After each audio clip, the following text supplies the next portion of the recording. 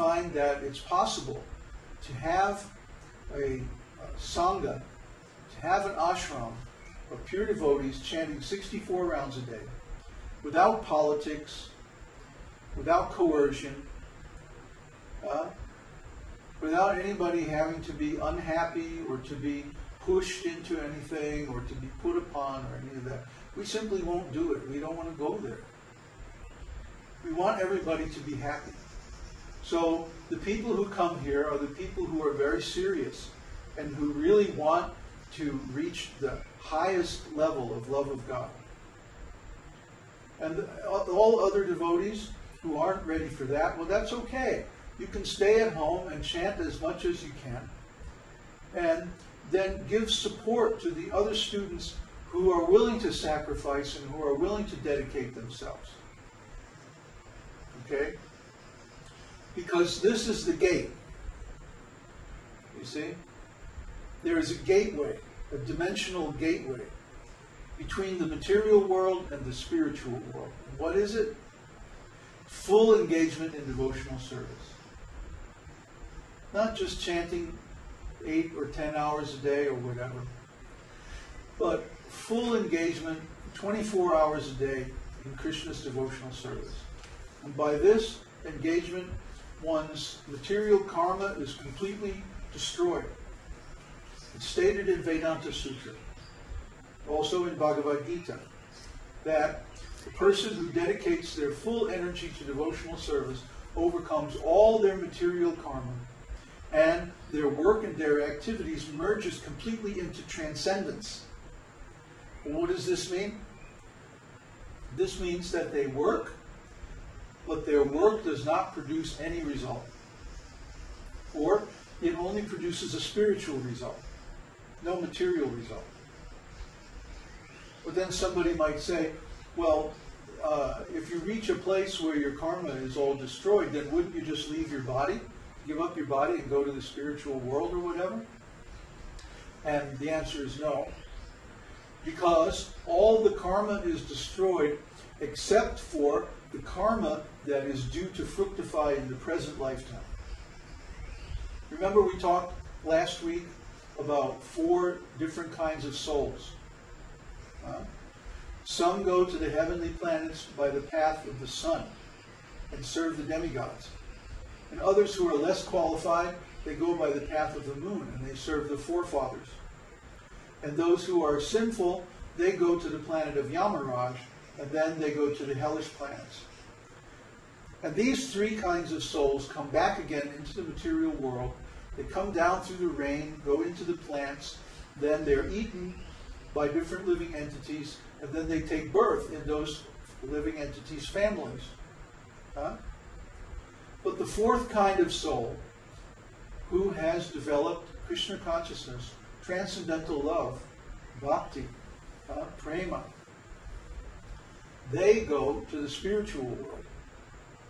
They don't take birth again in this material world. Krishna promises this. He says, my devotee is never vanquished. Means we're never again put under the control of the material energy, but we stay with Krishna in the spiritual energy, in the spiritual world. So like that, one transfers his existence from the material world to the spiritual world. How do we do this? Like I said, there's a gateway. Jesus talked about this. He said, I am the life, the path, and the way. No one comes to the Father except through me.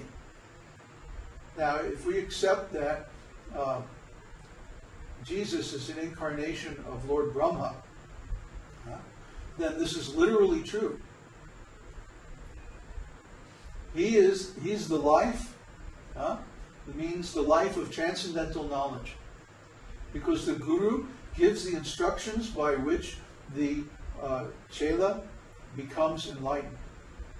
And he says, I am the path, because he spoke the Vedas. And he propagates the Vedic knowledge throughout all the planets of the universe.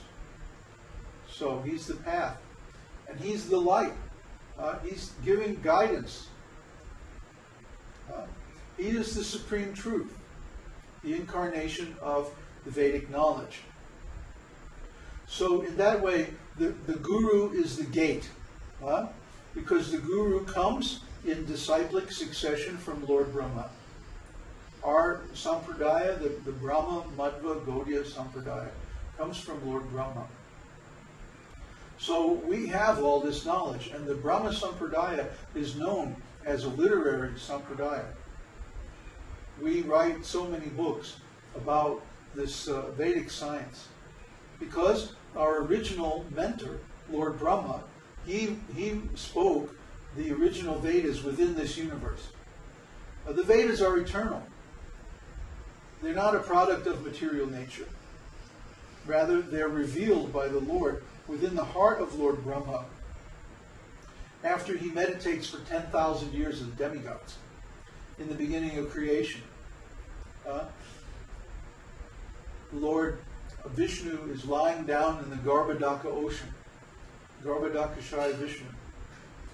And from his navel, a lotus flower sprouts. And when the flower opens, there's Lord Brahma, sitting in the lotus.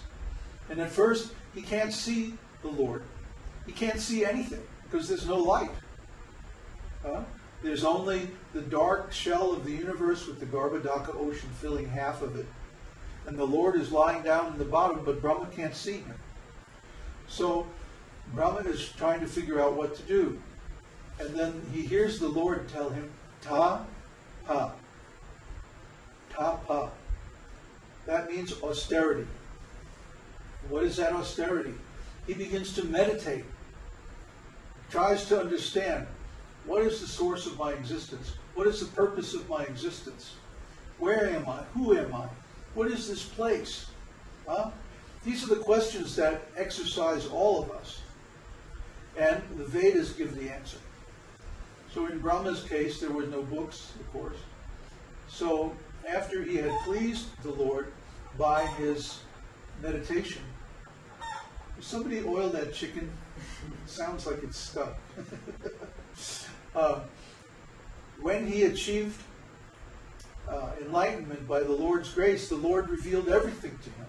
He appeared in his original form.